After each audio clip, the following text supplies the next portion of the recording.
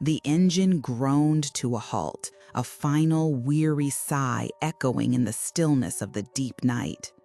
Arthur leaned back against the headrest, the lingering vibrations a testament to the long, solitary hours he'd spent on the highway. Outside, the world was a canvas of inky black, save for the faint glow of a neon sign flickering erratically, proclaiming motel in faded cursive. He just needed a bed, any bed, before his eyelids betrayed him completely. This roadside stop, nondescript and slightly forlorn, would do. Stepping out of the car, the cool night air was a welcome contrast to the stale cabin. He stretched, listening to the crickets chirping their nocturnal symphony. The motel lobby, when he pushed through the creaking glass door, was a relic from another era.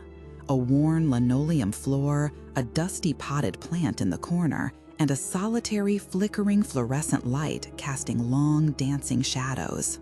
Behind a chipped wooden counter sat an older man, his face a landscape of wrinkles, poring over a crossword puzzle.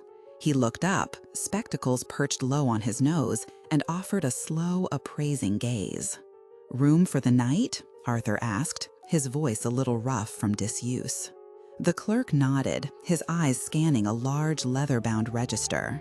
His finger traced down a column, pausing, hesitating for a fraction of a second too long. Arthur, too tired to notice anything beyond the promise of sleep, simply waited. The clerk cleared his throat. "We have room 6, just cleaned." There was an almost imperceptible pause, a faint tightening around the clerk's eyes, as if he were weighing something, before he finally pushed a tarnished brass key across the counter. The number 6 was etched onto it, faded but clear. Arthur mumbled his thanks, took the key, and headed back out into the quiet night. Room 6 was precisely what Arthur had expected. A standard motel room, smelling faintly of lemon cleaner and stale cigarettes. A double bed with a thin patterned comforter, a small television on a swivel stand, and a bathroom with a shower that promised lukewarm water. For a moment, all was well. He set his small duffel bag on the floor, kicked off his shoes, and stretched, feeling the knots in his shoulders begin to loosen. He walked into the bathroom, the cool tile a relief under his bare feet. The mirror above the sink was large, framed by a strip of yellowing plastic. He turned on the faucet, splashed cold water on his face, and then, looking up, met his own gaze. He ran a hand through his perpetually messy hair, a habit born of long drives. And then, a flicker.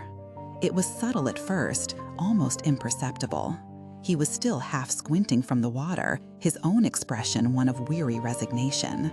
But his reflection seemed to have a faint, almost imperceptible curl at the corner of its lips, a small, knowing smirk.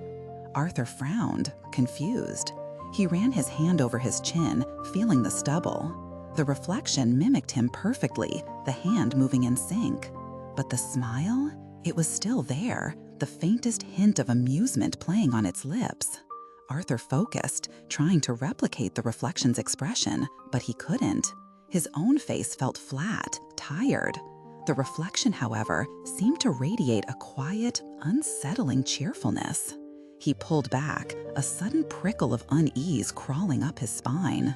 He furrowed his brow, staring hard. His own face in the real world was tense, a question mark. But the reflection's smile widened, just a fraction, no longer faint, but distinctly there.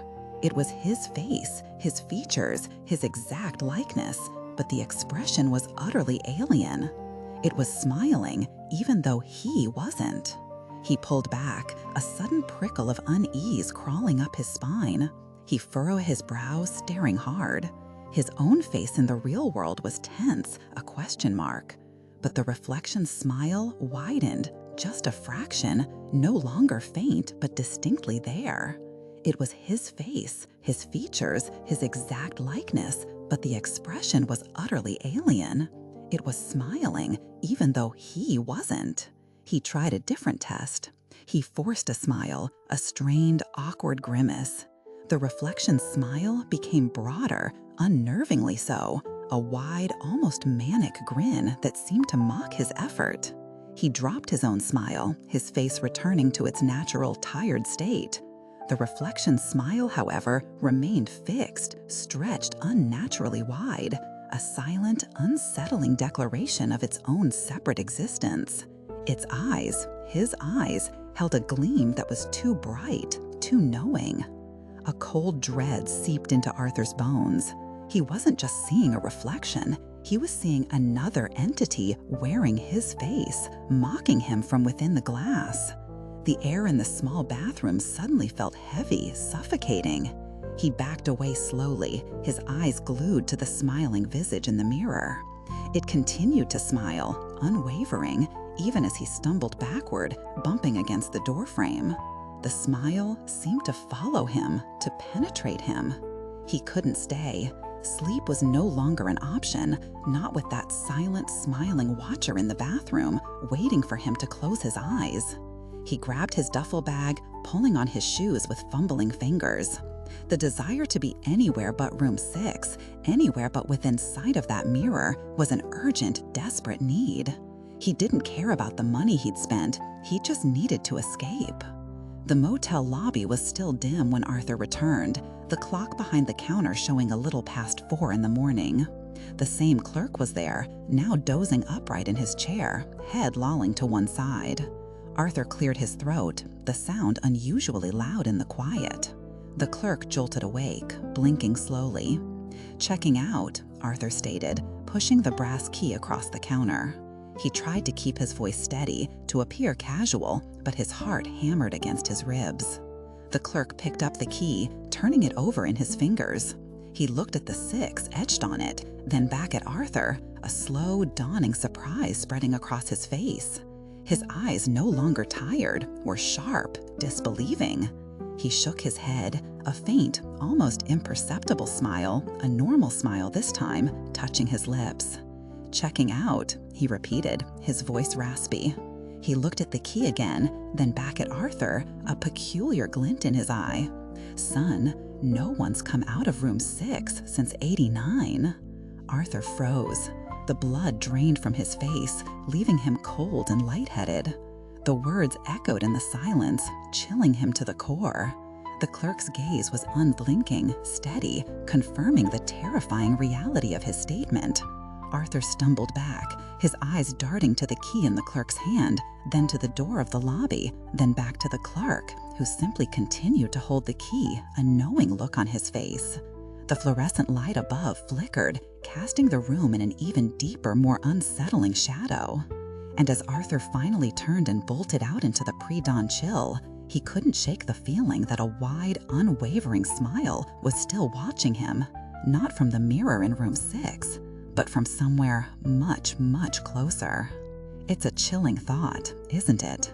The idea that our own reflection, the very image we use to confirm our existence, could suddenly become a separate, unsettling entity.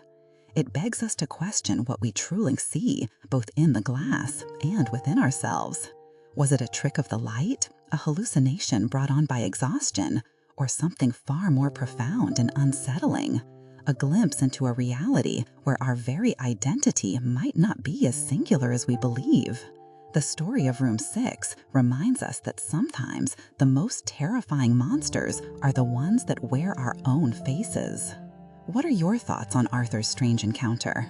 Have you ever had an experience that made you question reality, or perhaps even your own reflection? Share your stories and insights in the comments below. If you found this tale intriguing, please consider subscribing or following for more journeys into the mysterious and the unexplained. Until next time, stay curious, and perhaps take an extra moment to look closely in the mirror. You never know what might be smiling back.